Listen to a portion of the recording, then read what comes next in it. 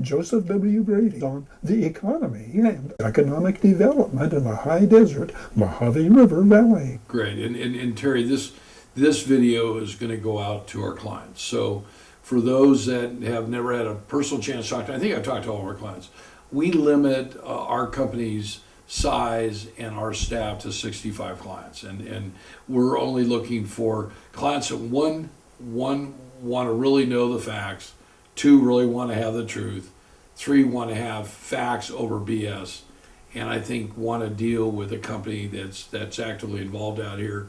I've been out here 38 years. I moved from Santa Barbara. I have the two highest designations out here. But at the end of the day, I'm also a trustee at Victor Valley College, where I'm very proud of. I'm one of the longest ever. But more importantly, I think we understand the economy. So we write what's called the Brad Coy Desert Report. You're all free to go online and pull down any information we have.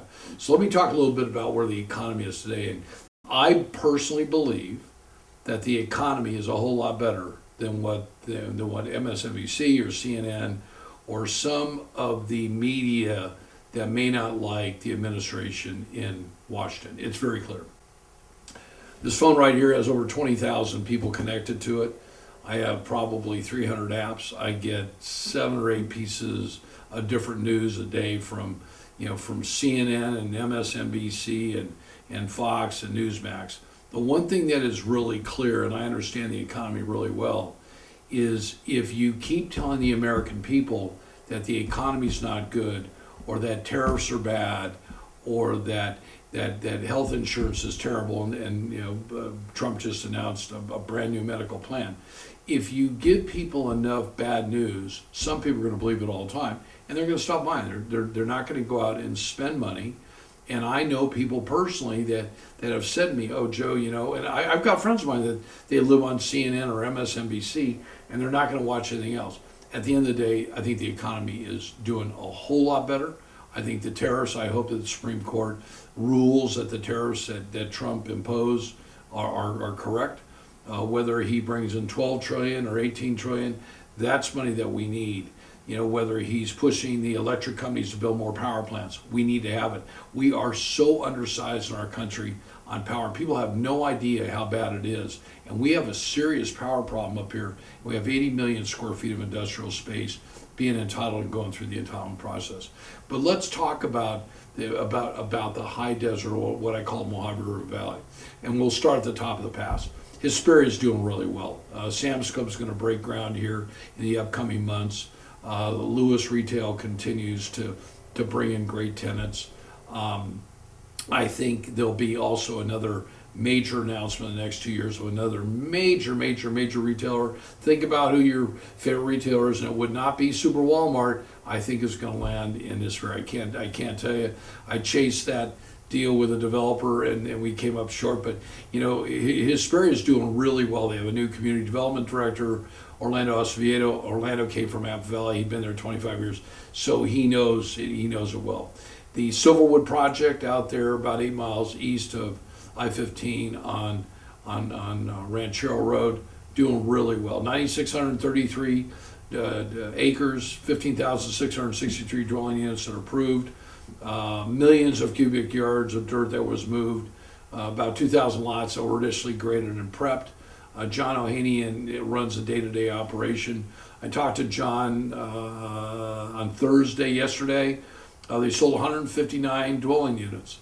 Not as many as they anticipated, but they also realize that interest rates are still high, although they are coming down. Builders are offering less incentives. So I was talking about the ability incentives. I came from the subdivision business. So when builders are offering a lot of incentives, that means that they're either overpriced or trying to move product. So the incentives are decreasing.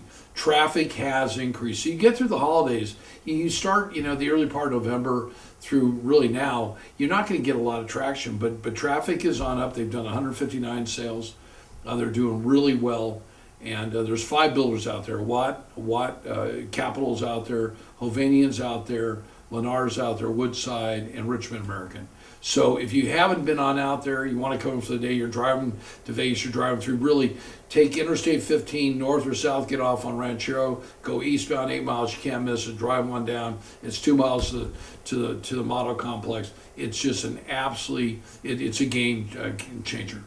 Next major thing that we monitor all the time is the Bright Line West project. So Bright Line is a fully approved, fully entitled, ready to go speed train that will go up the center of I-15 using the I-15 right away. They'll cross down in Ranch Cucamonga. They'll cross across. So they'll build a separate station next to the Metrolink there on Milliken, their fourth. It runs 100, I think, 80 miles an hour. It'll be in Vegas a little bit over 2 hours. But they're severely over budget, but they believe, based on our conversations with them, that they're going to be able to make it. The project's now up to $20 billion. We do work for one of the 4 major general contractors, and they're still doing work for Brightline. So we're really encouraged. I reached out to Antonio, their public information officer, about 2 weeks ago, and he said, Joe, he goes, it's going to be quiet during the first quarter, it's going to be very loud during the second quarter. So I still believe that's going to happen. They have the sites located for Hesperia to get on and off in Hesperia and in Apple Valley. They will not have an on and off in Barstow. On the industrial side, we have about 37 million square feet of industrial space. A lot of brand new LEED certified buildings have been developed in the last 10 years. Really started with Sterling when they took over at George Air Force Base, or what we call Southern California Logistics Airport. That project out there, Southern California Logistics Airport, is now managed and being developed by Prologis. They are the largest industrial developer in the world. They're in 19 countries. They have 5,800 corporate clients. They have 1.2 billion, yet not billion square feet of space that they develop mostly with cash.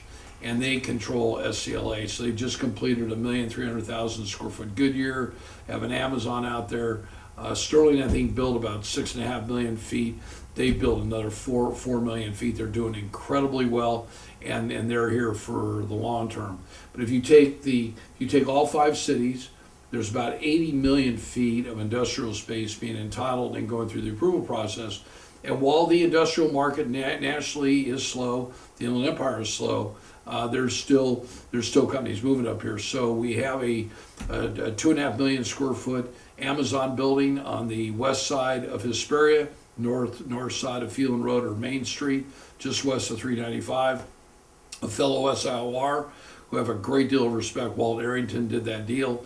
I asked Walt what's going in that building and why Amazon bought that versus lease it. He said, Joe, I can't tell you. I will say they paid $20 a foot for fully entitled space. He did say that every product that comes through an Amazon warehouse in Southern California will eventually go through there, and Amazon absolutely owns that facility. He said it'll be one of 4 in the country. So that's really, really exciting. Let's talk about probably the next best game changer is the big project. So big is the Barstow International Gateway project that Burlington Northern Santa Fe, which is a Berkshire Hathaway company, has been acquiring land for the last 10 years. They've acquired 4,800 acres. They have 4,335 acres that will be a part of the main rail facility. They will break down 20 and 40-foot containers to 53-foot containers and ship them out. There'll be 9 1 million square foot buildings on this for probably some major corporate users. They will build 134,000 square feet of admin type facilities and other ancillary, canopies for safety and things like that, and maintenance on there. They believe that between and they're updating the general plan for the city right now. They believe that between now and 2048 that over 10,000 jobs will be created there. They believe that nearly 6,800 dwelling units will be developed out there. The economic impact, they believe, will be close to $11 billion. They are investing between $4 billion and $6 billion. We've worked very closely with 2 people in Barstow that are highly respected and really considered great leaders out there. That's Jeanette Hayers, who used to be an employee of the city, but works on this project, Mike Lewis, who's the treasurer. Lena Kent has led the charge from the public relations standpoint. Lacey from an operational standpoint. The project's EIR was just submitted on January 12th by 5 o'clock in the cutoff. They had about 1,350 very positive comments. There's a couple negative comments that they're dealing with. So that's a real exciting project. The next thing will be the public hearings that they have to do as a part of the EIR and general plan process. Then it goes to the city's planning commission and the city council. And from what I've been told, they want to move shovel and dirt. As soon as that approval, it's a 3-year construction project. We've been told there's about 3,500 construction people that will be on that. We've been told there's about 4,500 jobs that will be initially created. So you're talking about a spillover effect because there's very little housing in Barstow. Our company put Lewis operating the old Lewis Homes group in 1,100 acres out there. So we monitor. So when you take, and then lastly, out in Lucerne Valley, Manucher Sarbaz is putting the finishing touches on some infrastructure for his 1,400 acre, 4,200 fully approved dwelling units project called Rancho Lucerne. He has a championship 18-hole golf course, which is a replica golf course of famous holes throughout the country. He has recently spent about $3 million on some of his streets, putting asphalt in. He's updating infrastructure. So that's a real deal. So is the glass half full or half empty? It's full as far as I'm concerned. I'm candidly tired of negative news. I'm tired of the media trying to tell us that things are not great. Now, where does that bring us? I think we're going to have some real steady growth. I believe the valley is going to double in size from 575,000 to about 1.1 million in the next 20 years.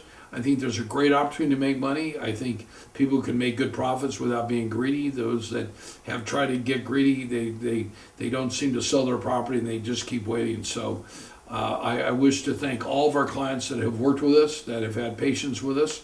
We don't control the economy. Our job is to tell you the truth. We're always a phone call away. You can always call me at 760-951-5111, extension 101. You can text me on my cell during the day at 760-954-4567. And hopefully sometime in the next 90 days, I think that Bradco's going to be making a very exciting announcement. I'm ready to kind of gear it up for another 5-year run.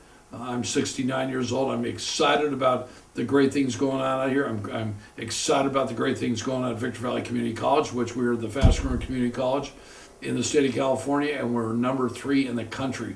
So there's just a lot of great things to be happy about. I again thank all of you for your support and your confidence, and if we can ever be of help, feel free to give us a call. If you can't get a hold of me, feel free to hit extension 100 for Laura Rosales, extension 104 for Pam Shimmers, or our Vice President Francisco Diaz at extension 100. God bless you and God bless America. Thanks.